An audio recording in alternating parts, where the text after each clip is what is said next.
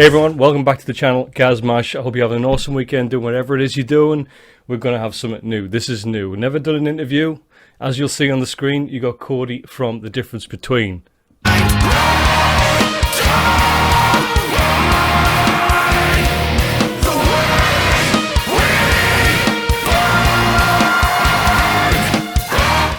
Nice little wave. So how you doing, man? How's it going? Thanks for having me, Gaz. Oh, man. Always a pleasure. Oh, it's a pleasure, absolute pleasure, and thanks again for doing it. You know, you guys are all busy, and it's a Sunday right now, so massive respect, Sunday vibes. You know, For sure. New band, Difference Between. I mean, we've had the pleasure of 4 tracks so far, like 3 music videos. How are you finding it? Like, how is it? You know, kicking off. It's honestly it's really fun, refreshing. So we've all been in past bands before. Like I also play in this band called Ascent Like Wolves. I play drums for The Difference Between and them as well. Then our guitarist Chris Wethington, he actually plays guitar in the band Soft Spoken as well. He's currently out at this giant festival called Rockville. That's why he couldn't make it here, unfortunately. But seen videos from it. It looks insane. Yeah. Oh man.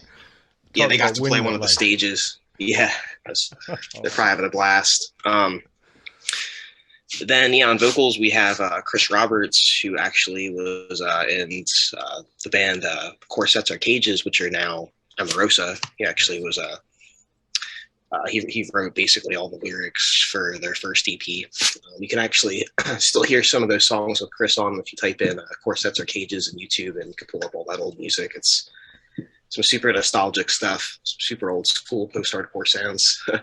But yeah, so I've known Chris Wethington for a really long time. Our bands have toured together in the past, and we've done a couple of different music business pursuits together. Currently, I have one now called Furia Records. Chris is also my partner for that. But yeah, so during the pandemic, we both couldn't play shows, obviously, so we had a bit of like, I don't know, creative energy to get out, and so we started diving into different aspects of I don't know, writing music. So I was just kind of kicking around different ideas on drums and wrote like a whole layout of drums via MIDI, and I sent it over to Chris just to see if he could come up with anything.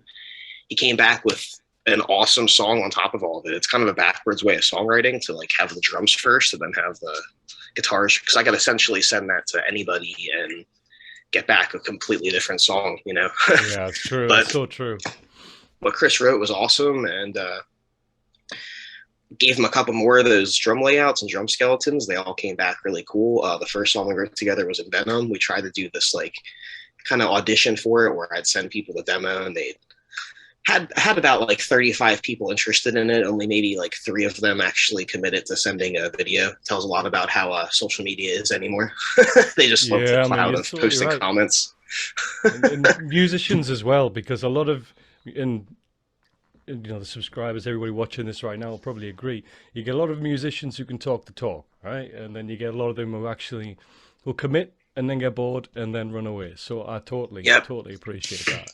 That's one of the hardest things too, is people wasting your time. But anyway, Chris Roberts, he sent us one, which was awesome because he's been out of the music scene for a while, and what he did was great. And then we recorded a couple songs with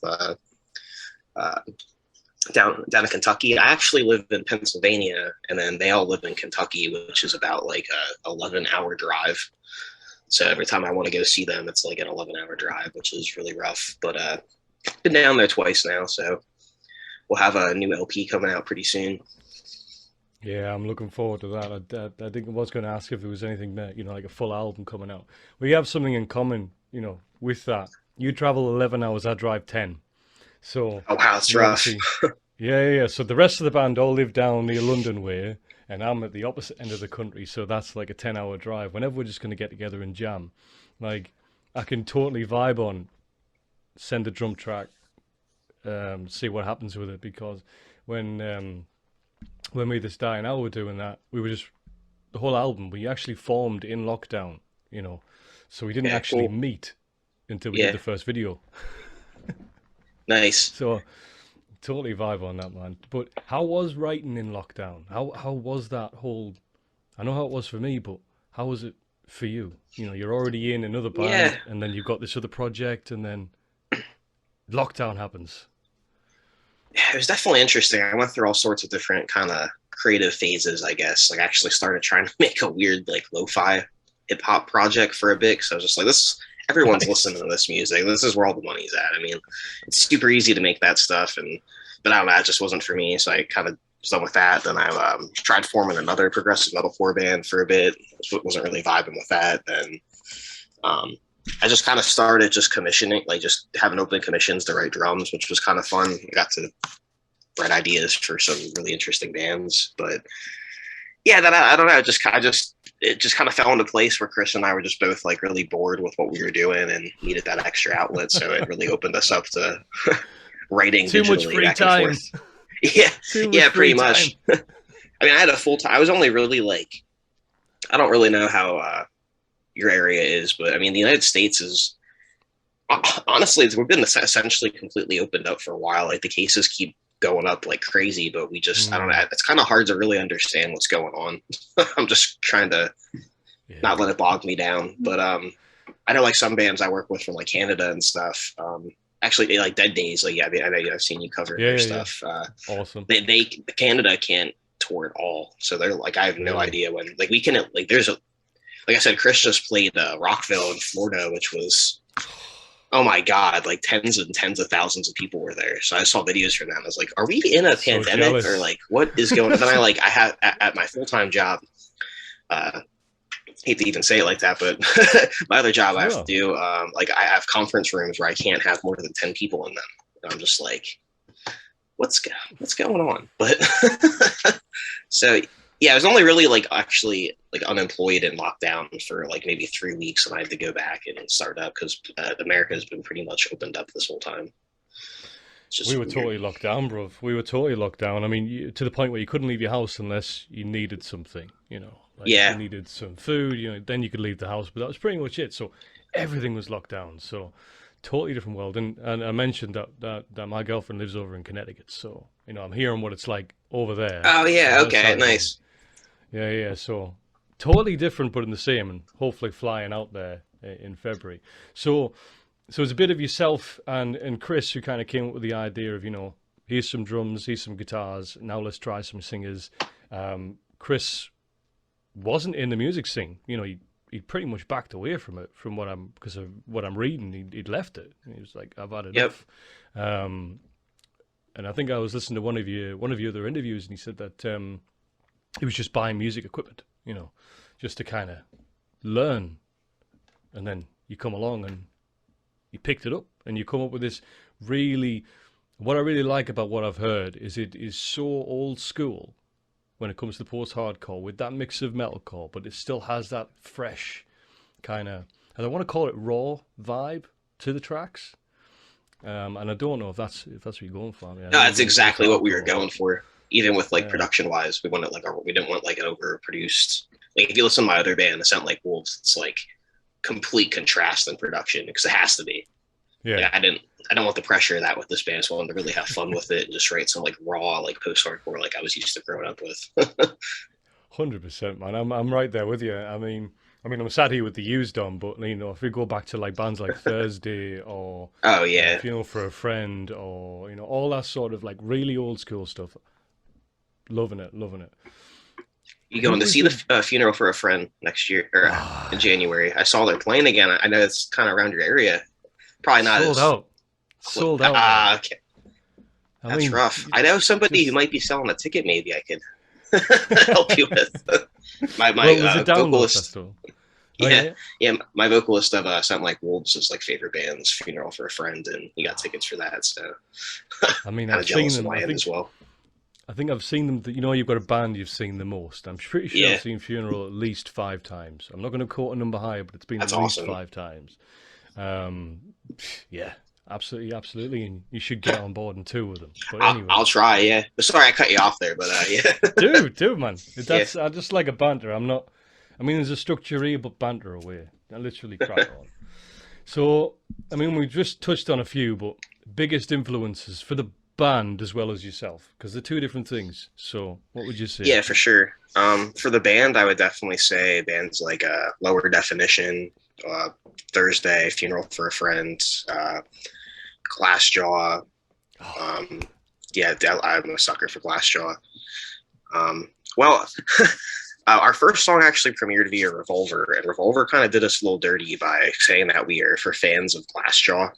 Like it was just for fans of Glassjaw. Difference between release and like so all the Glassjaw fans like they came out of the woodwork and were just like ripping all over us. But I guess yeah. any press is good press, and I appreciate Revolver. But I thought that's funny with how crazy some fan groups can get. But I don't get it I love either. Glassjaw, so they're a huge influence on us. Um, Definitely Poison the Well, um, Hmm. Oceana, Emery, Misery Signals. And then for me personally, again, Misery Signals again. That I love that the drumming in that band. I think they're awesome. August Burns Red. I live in Lancaster, Ah, so yeah. I mean, I just grew up with just incredible drummers to influence me. Um, yeah, I'm really into Poison the Well, Dillinger Escape Plan. Oh, Uh, there's a good one, Dillinger, man. oh my god, just the draw. I just remember being a kid listening to like Insane drummers. oh my god, yeah, just like Fireworks and Miss Machine, just being like, these guys are crazy. Like, I don't even know how to do this. It took me like even now I might be able. I was like maybe when I was 14, I'm like 29 now, and I might be able to touch it. I Just the mean, memorization. But I'm yeah, with those are you. I'm probably with my you. biggest ones. I'm kind of surprised. There's definitely a band that's screaming out to me. And I'm like, he's not mentioning. He's not mentioning it. Cancer Bats, Can't. I've honestly never listened to them. Yeah, I gotta check them out. dude. You're in for a Yeah, ride. You're in for a ride. I mean, literally Cancer Bats. I mean, you're definitely gonna like them. I'm not gonna say any more than that. right. You're definitely gonna like them. Good stuff. I'll check I'm them out after this. so surprised. So surprised. I mainly So listen to like indie music, honestly. So like it's like I really don't listen to metal a lot too much anymore. But like some bands like Minus the Bear and like I'm not like Lydia and stuff. But I feel like you metalcore get kind of that. chose me. Yeah. Somewhere between being really annoyed and really emotional, and then you get Yep. metalcore. You get Pretty the screams much. and you get Pretty the much. melodics. Meet in the middle. Meet in the middle. So I mean, I'm just scanning over, and like I say, definitely vibing on that old school, but freshening it up. You've talked about how you've been writing in COVID and how that's been. But what did you say? Emarosa was your not Emarosa. Beg my pardon. And Venom was your first track. Oh, yep. I Yep. mean, as far as first tracks go, there was no test in the water there for me. That's straight in killer track. You come in Thanks. I swinging appreciate with that. that. I mean, literally, what was the so that was the drums. You just literally thought of a track. He's the drums on MIDI, and he comes in with the guitar. Yeah, Chris came in with the guitars. What I want to ask about, and it's a shame he's not here, but like with Chris Roberts, is lyrics in all the songs, but in this one, like they are dark. That internal struggle's dark. Yeah, I mean, a lot of them are pretty. They're all pretty dark, honestly. Yeah, I vibe with that hard, honest. I was really impressed with all his lyrics. yeah, man. Um, they all just talk about. They're all really honest, relatable. Yeah, I'm really happy with all of them. I think when the whole album comes out, it just really shows like someone going through some struggle, and it's just a very honest look on that. I love all the analogies in it and metaphors with Yeah, like Cold Comfort was all about just kind of like the ghost of words like a out my past mouth. relationship. Yeah, and I mean this next track, "Be Treated, Be Cured," which is coming out November 19th. It's kind of a follow up to Cold Comfort. Just Oh, like how cool. and Venom and Detach and Veil were kind of like their own little concept EP. Like each little blurb that we keep putting out before the full album comes out are like different like lyrical concepts and I guess like moods of what the full album is going to be when it comes out in March. I mean, if it's anything like what you did in Detached, where you totally punched me in the face with the opening of that song. Thanks, Brilliant. I man. Yeah. mean, I'm a big fan of the fry and the false chord, and obviously that one comes straight in on the false, and it's just punching you left, right, and center. Brilliant track.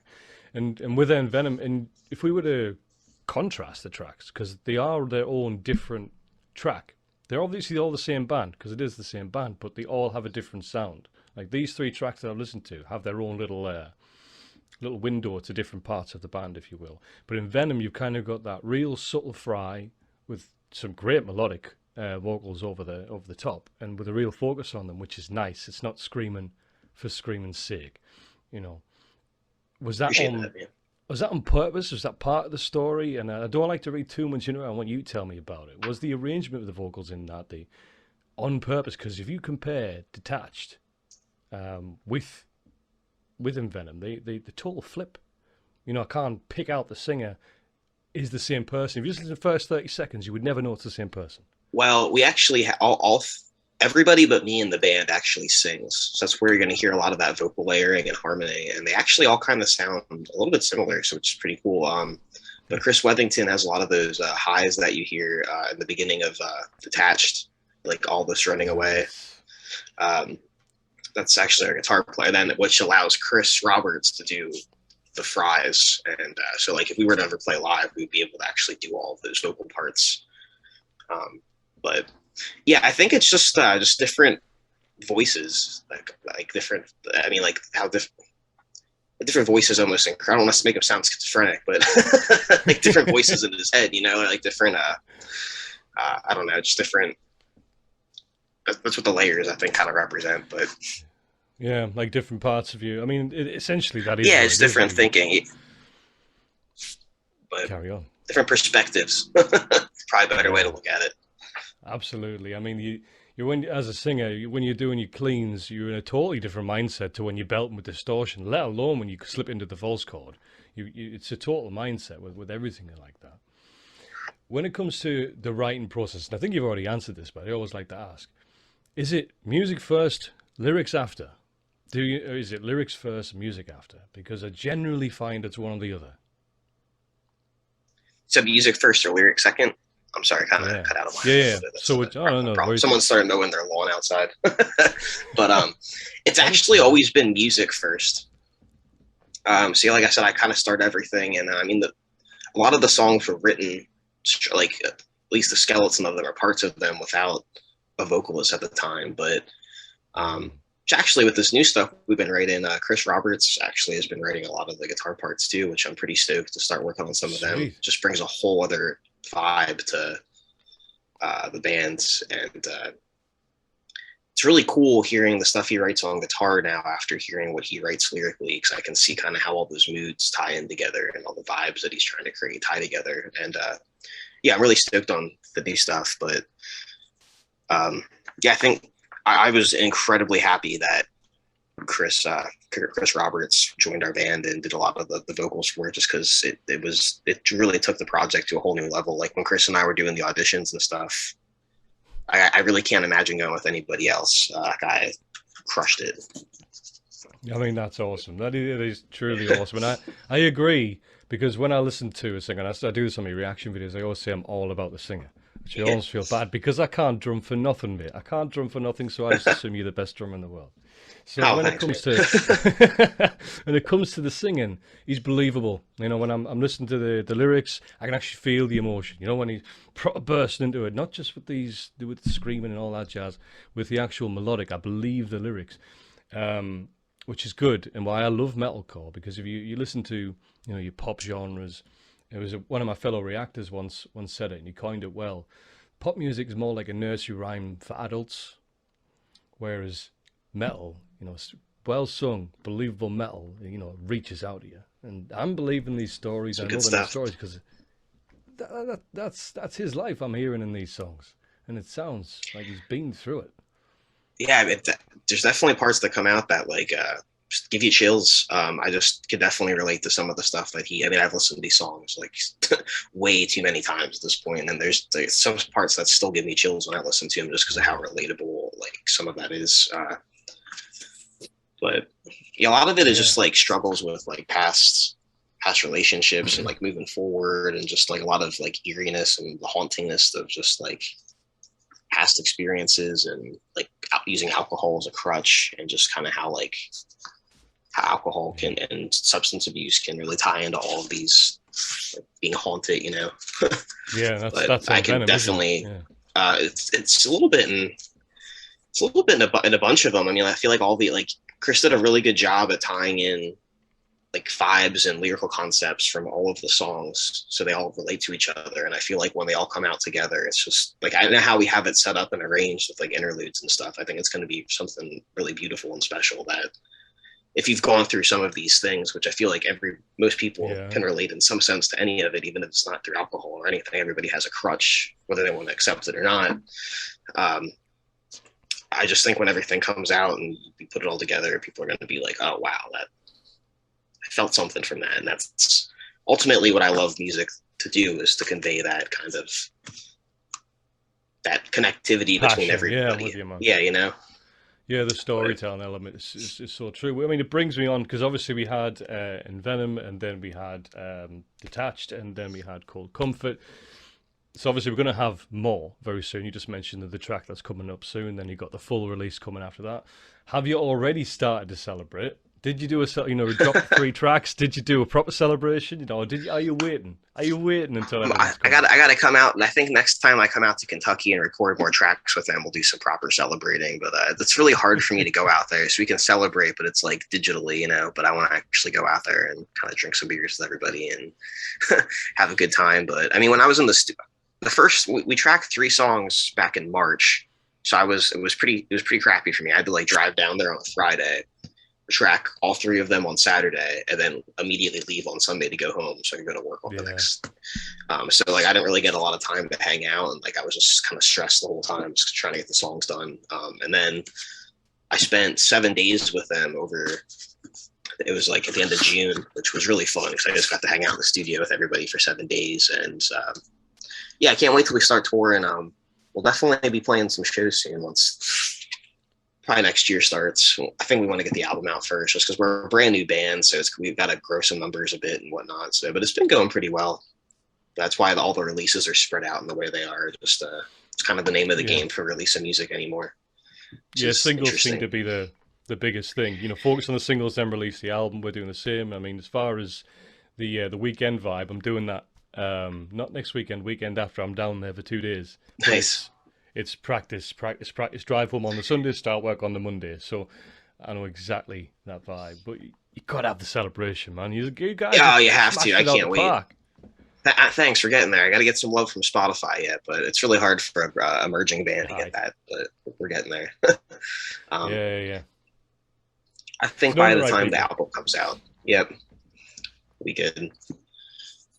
But I'm really stoked for the singles that are after this next one. This next one's probably the tamest of all of them. I think The it's like tamest. the most laid back. I think out of all of them. Then they get pretty wild, which I think you'll like. Yeah, I mean, you know me. I like everything Yeah. from all the way down from just smooth, the live tracks I listen to, all the way up to the heavy of the heavy. So, you just bring whatever, man. Tour. Let's focus on that. When you say next year, right? Where are you going to be touring? Is it just going to be US, or are you going to bring your ass over to the Probably UK? I would love to. Maybe one of my other bands would be able to support, like maybe a sound like Wolves would be able to support a UK tour. We've gotten offers for that, but fortunately for an emerging band, like the difference between we would really have to blow up and get some numbers to be able Mm, to support a tour over in the UK. Even some of the offers we got from a sound like Wolves, we would have like been hemorrhaging money just to go over there. yeah. I've have some experience with international touring. And a sound like Wolves has been over in like China and Japan and South Korea, and it's just so expensive. So you got to be like, Yeah. you have to have a fan base out there that's actually like you can sell merch with. Even getting merch out there is just like either got to order it in the country that you're going to be playing, or just like hide it all in bags, which you can only get so far with, you know. But and then like even like logistically as a drummer, like I couldn't take you can't really ship your drums over there. I mean, you can, but that's so much money. So you either have to be like, you have to rent a kit, or you have to be using the house kit every day, which is what I did in Japan and China. And boy, that was Mm. rough. Yeah, I Every was day just it's like a about to whole new say. variable to adapt to. But I mean, you learn a lot from all that. But the UK, it's been one that we've wanted to do for a while.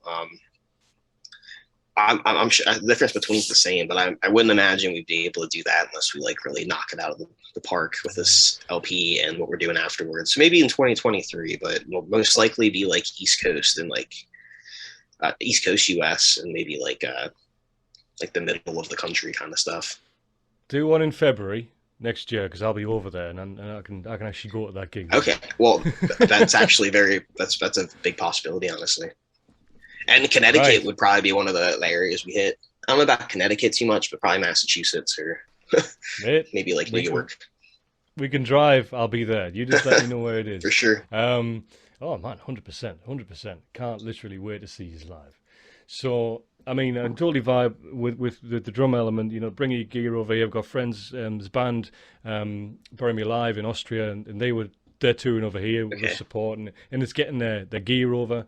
There's a band from Spain, the same, and it's all about gear sharing. But at the same time, you're using somebody else's kit. You know, it's not quite your lifeblood, is it? You know, it's not quite the same. So I No, totally it's get that. it's just a whole different vibe, but it's just so expensive because you got to think about like places to stay, and then you got to eat like eating and like a translator for some of the countries. Like if I didn't have a translator in China, I totally would have died out Yeah. there. To Like be we would have fair, not come back. Like we wouldn't have made it anywhere we had to go, and we would have got lost, and something bad would have happened. oh no, I can't even think. Literally, couldn't even think about that. That would be awesome, though. That would be awesome. That would be awesome. I mean, we're gonna close this off because I like keep interviews nice, short, and sweet, and it's always a pleasure talking to you, brother. Always is. What For I want to sure. end on, right? If you had a choice, right? You could tour with any band, right? Who would it be? Uh, Man, Make it okay. spicy. It's got to be they got to be alive and they got to be kicking and they got to be around now. Okay. Um, all right. Does it have to be like a band the difference between or who I would want to tour with? Okay. If I had to pick, Two, yeah, yeah. this band just did do their farewell run, which disappoints the absolute hell out of me. But Oof. I mean, it would probably be Minus the Bear. I don't know if you ever checked them out. They're an indie band. They're like a I math rock haven't, band.